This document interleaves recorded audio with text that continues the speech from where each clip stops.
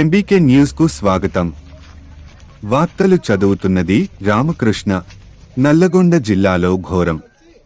కోతులు చనిపోయిన నీళ్లను ప్రజలు తాగడానికి కాంగ్రెస్ ప్రభుత్వం సరఫరా చేసిందని మాజీ మంత్రి ఎమ్మెల్యే జగదీశ్వర్ రెడ్డి ఆరోపించారు. నాగార్జున సాగర్ నందికొండలో కోతులు చనిపోయిన డ్రింకింగ్ వాటర్ ట్యాంక్ ను ఆయన పరిశీలించారు. కాంగ్రెస్ ప్రభుత్వం ప్రజలను పాలనను గాలికి వదిలేసిందని తీవ్రస్థాయిలో విమర్శించారు. తాగు నీటి సమస్యను పరిష్కరించడంలో ప్రభుత్వం పూర్తిగా విఫలం అయిందని అన్నారు. కోతులు చనిపోయిన వాటర్ ట్యాంక్ నీరు తాగిన వారందరికీ ఆరోగ్య పరీక్షలు నిర్వహించాలని డిమాండ్ చేశారు. సాగర్లో ఉందంటే నన్ను ఊర్లలో అందరూ సాగర్లో ఉండి నీళ్ళు కర్రీ అంటున్నారు. సాగర్ అడ్డుగా ఉన్నాం, వాళ్ళకి ఇష్ట ఒడ్డున ఉండి కూడా నీళ్ళు మాకు అంత ఇబ్బందిగా ఉంది. అదొకటి కొంచెం సాయం చేయండి. సరే అండి.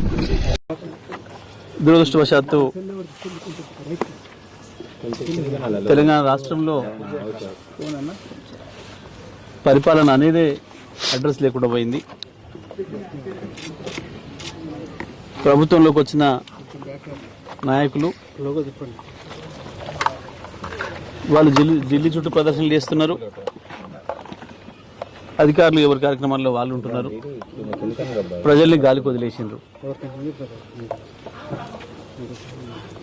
సాగునీటి నిర్వహణ, తాగునీటి నిర్వహణ అధ్వానంగా తయారైంది రాష్ట్రంలో. అసలే ఒకవైపు ఎండలు, కొంత కరువు పరిస్థితులు ప్రజలు ఇబ్బంది పెడుతున్న పరిస్థితులలో ఇంకా అప్రమత్తంగా ఉండాల్సిన ప్రభుత్వం, ఇంకా జాగ్రత్తగా ఉండాల్సిన ప్రభుత్వం క్షణక్షణం ఏం జరుగుతుంది రాష్ట్రం మొత్తం కూడా సమస్యలు తెలుసుకొని పరిష్కారాలకు ఆదేశాలు ఇవ్వాల్సిన ప్రభుత్వం దురదృష్టవశాత్తు పోయి ఢిల్లీలో ఉంటుంది. ఇది రాష్ట్ర ప్రజల దుర్గతి.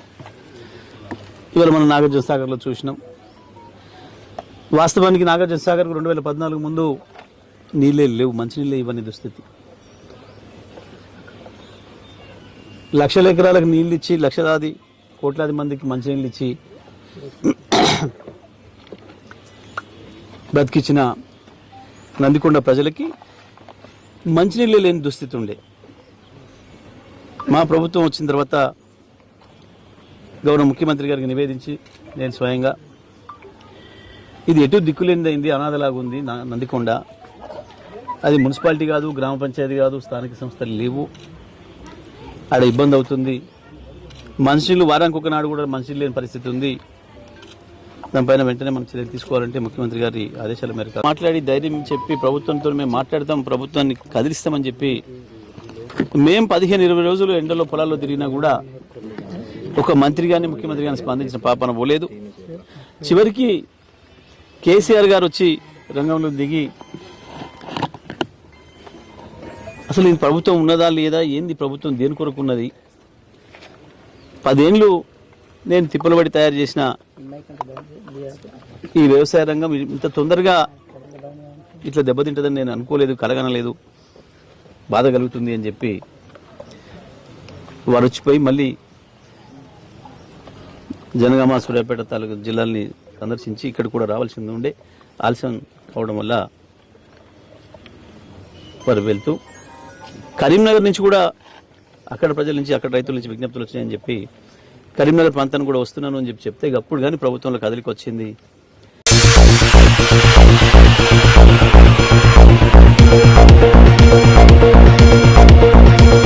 24/7 చూస్తూనే ఉండండి ఎంబీకే న్యూస్. ఈ వార్తలు ఇంతటితో సమాప్తం.